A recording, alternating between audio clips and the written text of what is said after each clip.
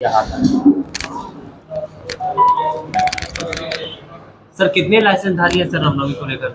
यहाँ झाझा थाना में सब मिलाकर 23 लाइसेंस है और कुछ लाइसेंस प्राप्त हो चुके हैं जिनको लाइसेंस निर्गत भी कर दिया गया है, कुछ प्राप्त किया जा रहा है आवेदन। कई लोग सर मतलब नए सिरे से लाइसेंस के लिए निर्गमन की मांग कर रहे थे कि नए लाइसेंस की मांग कर रहे थे। हाँ, अभी नए लाइसेंस पर कुछ कारणों से रोक है। नेक्स्ट ईयर से अगर नया लाइसेंस चाहिए, नया लाइसेंस देने में कोई दिक्कत नहीं है। जो भी ये जुलूस हो उसका हर हाल में लाइसेंस होना ही होना जरूरी है। रामादल अखाड़ा जो सर सबसे बड़ा अखाड़ा निकलता है रामनवमी का, उसमें सर रूट मैप में कुछ परिवर्तन की मांग हो रही है। अभी रूट लाइनिंग में कोई परिवर्तन संभव नहीं है, वैसे पुराने जैसे रहेंगे। मतलब पिछले बार जिस तरह निकला उसी तरह से निकाल रहा है। हाँ बिल्कुल। प्रशासन की ओर से सर किस तरह से? अब प्रशासन की तरफ से पूर्ण व्यवस्था है और किसी तरह का कोताही नहीं बरती जाएगी। बस हम लोगों ने आह्वान किया है कि जिस तरह से ये डीजे बंद है वो डीजे बंद रहेंगे। शराब की पूर्ण माने किसी तरह से शराब बर्दाश्त नहीं किया जाएगा और हर हाल में शांति व्यवस्था बनी रहे, इसकी कोशिश होगी। थानाध्यक्ष के रूप में अभिनंदन करता हूँ और पुनः स्वागत करता हूँ।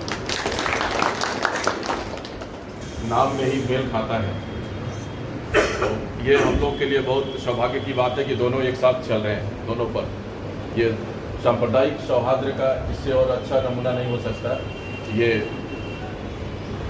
और दूसरा चीज़, ये चैत महीना जो है ये आप सभी जानते हैं कि ये नववर्ष जो भारतीय नववर्ष है उसका शुरुआत होता है और उसमें ये पर्व, दोनों ही पर्व एक साथ आए हैं। ये बहुत सुखद कॉम्बिनेशन है।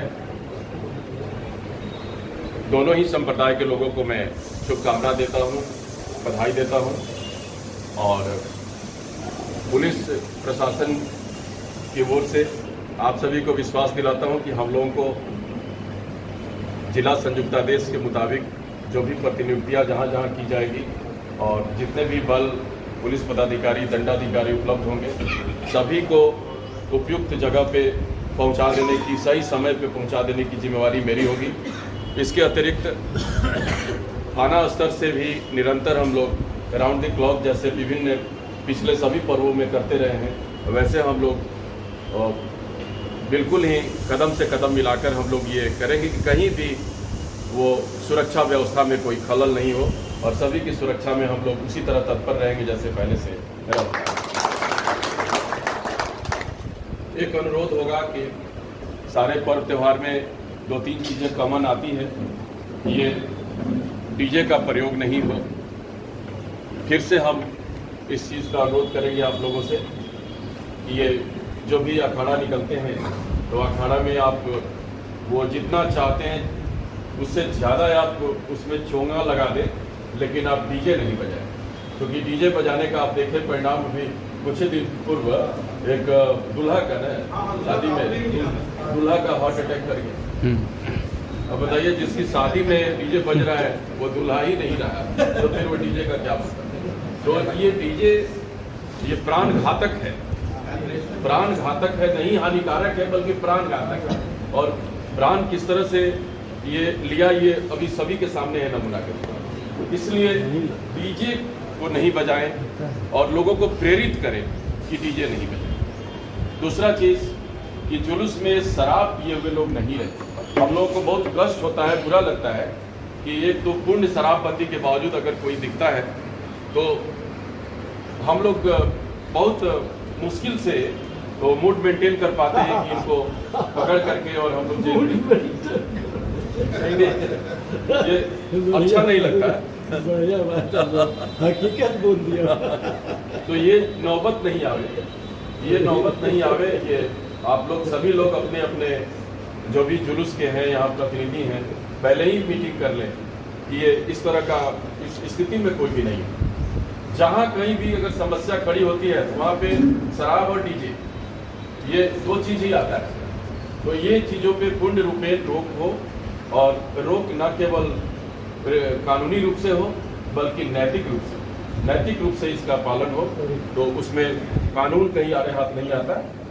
और हम सभी लोगों का पुनीत कर्तव्य है कि हम लोग किसी को भी इससे हार नहीं पहुंचे, इसका ख्याल रखें। दूसरा चीज़, रामादल के जुलूस के रूट में कुछ परिवर्तन की बात जो बताई गई, तो हमारे वरीय पदाधिकारी यहाँ पे है, मंचासीन है। हमने पहले भी बताया, अगर हम गलत होंगे तो इसके बाद फिर इनकी बारी आएगी, ये बताएंगे। जैसा मेरी जानकारी है कि वो चूँकि स्नातक एमएलसी का चुनाव है 31 तारीख को, तो आदर्श आचार संहिता चल रहा है, और आदर्श आचार संहिता जब लागू रहता है, प्रभावी है, तो उस स्थिति में नया रूट या नया लाइसेंस, ये दोनों पर रोक होता है। ये दोनों पर अगर नया चीज़ करना है इसमें, तो बिना जिला पदाधिकारी, जो कि निर्वाचन के पदाधिकारी, मुख्य निर्वाचन पदाधिकारी होते हैं जिला के, तो उनके आदेश से ही संभव है। तो अगर बहुत ज़रूरी हो तो आप लोग उनसे आदेश ले लें, उसके बाद ही हम लोग परिवर्तन कर पाएंगे, अन्यथा हम लोग इसमें सक्षम नहीं हो पाएंगे इस बार करने। और अगली बार अगर मौका मिला तो हम लोग ऐसे ही कर देंगे।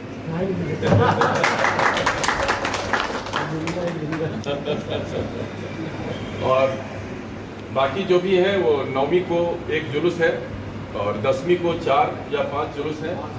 देहात क्षेत्र में भी जुलूस होंगे। हम लोग चाहेंगे कि वो आवेदन वो शीघ्र यहाँ पे दे दिए जाएं।